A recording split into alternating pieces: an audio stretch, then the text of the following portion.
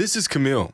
Chances are you have no idea who this man is. But over 50 years ago, Camille made a decision that would change the NBA as we know it. See, Camille was a professional soccer player in his home country of Cameroon in the late 60s. And he was good. For 2 years, Camille traveled the country playing the sport he loved at one of the highest levels. But his father wasn't a fan of sports and saw soccer as an activity for those who couldn't succeed in other areas of their life. So just as his soccer career was taking off, he had to retire to focus on a more respected career in politics and local government. Fast forward 2 decades, and Camille would go on to be the chief to a small town just outside of Yaoundé, Cameroon. And throughout his life, Camille grew quite the family, 10 children in total.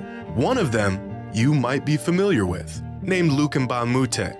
Luc, just like his father, loved soccer. His dream was to one day play professionally like his dad did. And growing up, Luc would focus on soccer and play the game almost exclusively until about the age of 13, where one day, while on his way to soccer practice, Luc noticed a basketball court that usually sat empty was being used by other local kids. For the next few days, every time he passed the court, these boys were shooting hoops. And slowly, Luc's curiosity got the best of him. So later that week, when no one was around, he grabbed his soccer ball, headed to practice, but this time, he stopped at the empty basketball court and took a shot. And that was it. He was hooked. For the next 10 years, Luc gave up soccer to focus on basketball. He quickly rose through the ranks in Cameroon's youth system and even gained the attention of college scouts in the United States after being selected to be a part of Cameroon's national youth basketball team, eventually earning a scholarship to play basketball at UCLA. His parents were reluctant to send their boy to the US, but remembering the difficult decision he had to make because of his father, Camille didn't want to stop his son from pursuing his dreams in sports. And so in 2004, Luc moved to the US and soon after enrolled at UCLA on a basketball scholarship. And 4 years later, after a decorated college career, Luc would become just the 3rd player in his country's history to be selected in the NBA draft. But this story doesn't end here. Because throughout his NBA career, Luc would frequently travel back to Cameroon to visit family and host his own basketball camp. And it was at his camp in 2011 where he discovered possibly the next great Cameroonian basketball player. A tall, lanky kid who just picked up the sport a few months prior, had no real skill or finesse, but had all the potential in the world. His real passion was volleyball, and he was supposed to move to France later that year to play professionally. But Luc knew this kid was special. So under Luc's mentorship, the teenage prospect continued to develop his skills and moved to the US just 1 year later in pursuit of his basketball dreams. In the US, he enrolled at one of the best prep basketball programs in the country and quickly became one of the most sought-after recruits, growing to 7 feet tall, watching tapes of Hakeem Olajuwon to improve his game, and even earning himself a full ride to play at the University of Kansas. But not even Luc could have predicted just how fast he would excel. His game was getting better almost by the day. His potential was seemingly unlimited, and after just 1 season in college, the 20-year-old Cameroonian recruit would enter the 2014 NBA draft, where he was selected with the 3rd overall pick. His name? Joel Embiid, the greatest Cameroonian player in NBA history. One man giving up his sports dreams over 50 years ago triggered a series of events that would eventually lead to 2 others having the opportunity to live out theirs. If Luc Mbamute never stopped at that court to take a shot on his way to practice, he might have never fell in love with the game. His journey to the NBA would have never happened. Maybe he focuses on soccer instead. He would have never hosted his basketball camps, and we would have never discovered one of the greatest players the world has ever seen. And that, ladies and gentlemen, is the butterfly effect, when a small and seemingly insignificant occurrence has rippling effects through time, leading to some consequential event sometimes long after the initial event.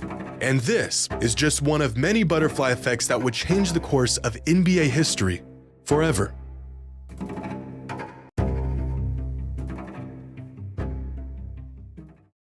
Today's video is brought to you by Liquid IV. Stay hydrated and fueled with Liquid IV. With 3 times the electrolytes of the leading sports drink, Liquid IV is ready to change the way you stay hydrated. Their electrolyte drink mix contains 8 essential vitamins and nutrients, including a 100% daily value of B3, B5, B6, and B12, all packed into these super convenient pouches. This time of year, I'm playing a lot of basketball, a lot of golf, and Liquid IV is by far the quickest and easiest way for me to to stay hydrated throughout the day. I'm rocking with their new sugar-free lemon lime hydration multiplier drink mixes. Just crack one open, mix it up, and you're ready to go. And you can find the new lemon lime sugar-free hydration multipliers at your local Costco or online by clicking on the link in the description and using code JXMY to get 20% off and free shipping on your next order. Thank you to Liquid IV for sponsoring today's video. Click on the link below, use code JXMY to get 20% off plus free shipping on your next order, and stay fueled with Liquid IV.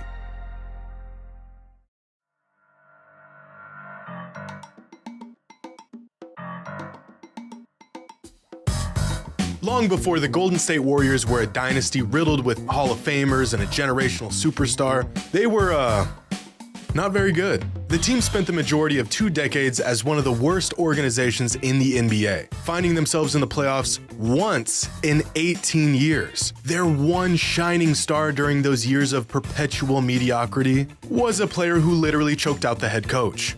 But entering the 2010s, Golden State began to put together a team that could actually compete. An electric, high-scoring guard in Monte Ellis, a star and a real inside presence with David Lee, and a baby-faced assassin by the name of Stephen Curry. This core group was fun. Fans were re-engaged, but most importantly, they were good. The only thing standing in the way of them in a playoff spot was Steph Curry's ankles. Every time the Warriors picked up steam and got on a rhythm, Steph would go down with another ankle injury. But in 2012, there was a specific injury that would alter the timeline of Steph's career and the timeline of the entire NBA.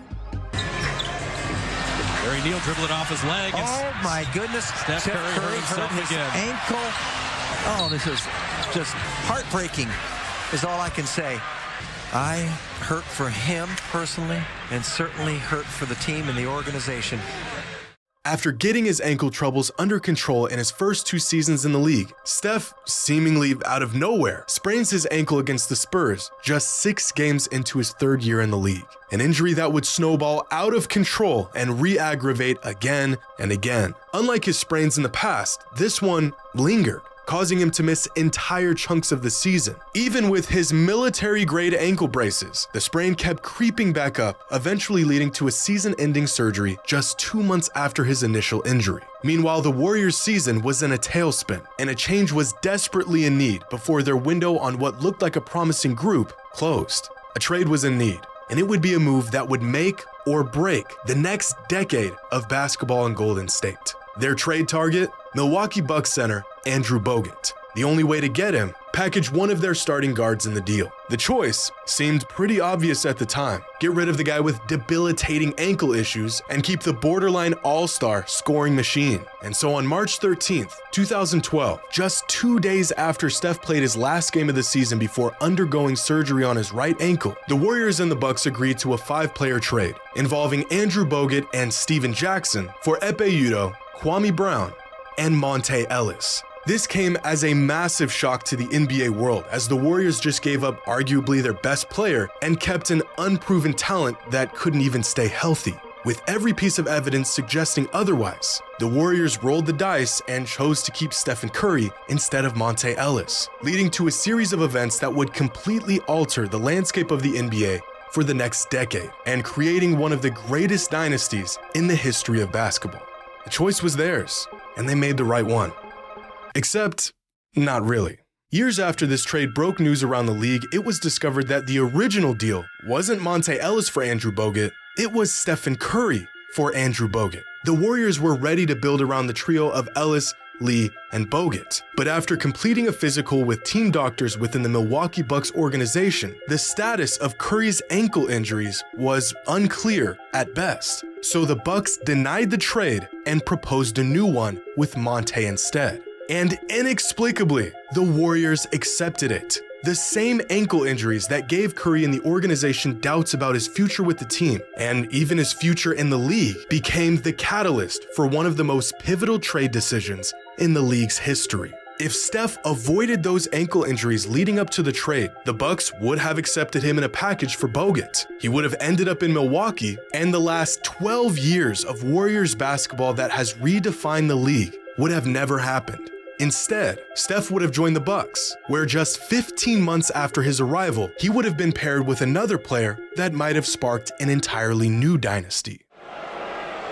With the 15th pick in the 2013 NBA Draft, the Milwaukee Bucks select Giannis Antetokounmpo from Athens, Greece. Just one season after their blockbuster trade, the Bucks drafted an 18-year-old Giannis Antetokounmpo, which would have paired their new dynamic point guard with a young international talent they call the Greek Freak.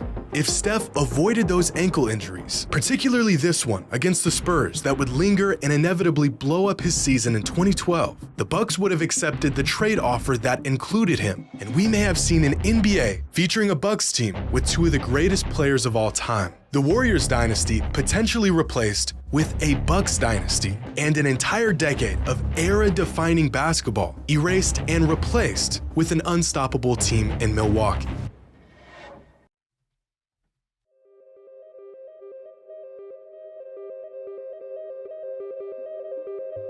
Back in 1998, after having the NBA in a chokehold for the majority of a decade, the Bulls finished their last season together on top. But with their 6th championship ring came the demise of the best team in basketball. By the start of the lockout season of '99, the Bulls championship roster had been completely dismantled. Rodman was released, Pippen was traded to Houston, Phil Jackson retired. The team was a shell of itself, so Michael felt like his time in the league had come to an end, and so he retired as well.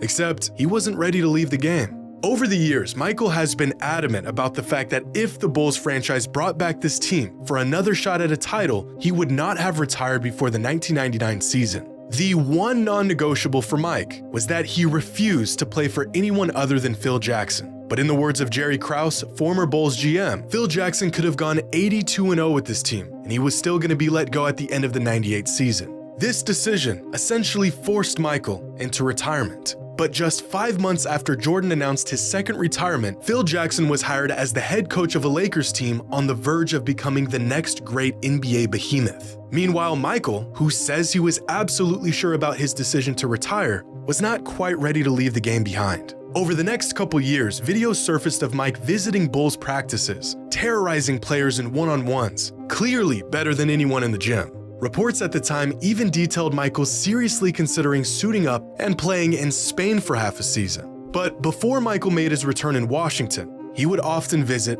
the Lakers. During practice, before games, he would go to their games and sit courtside, something he virtually never did with other teams. He would spend time with players, talking to Phil, even mentoring Kobe Bryant as he grew into a superstar. His involvement with the Lakers in the 1999 season was subtle, but had a massive effect on the team. Despite what he told us, Mike was not ready to retire in 1999, and with Phil Jackson coaching in LA, the obvious destination for the former Bulls great was to join the Lakers.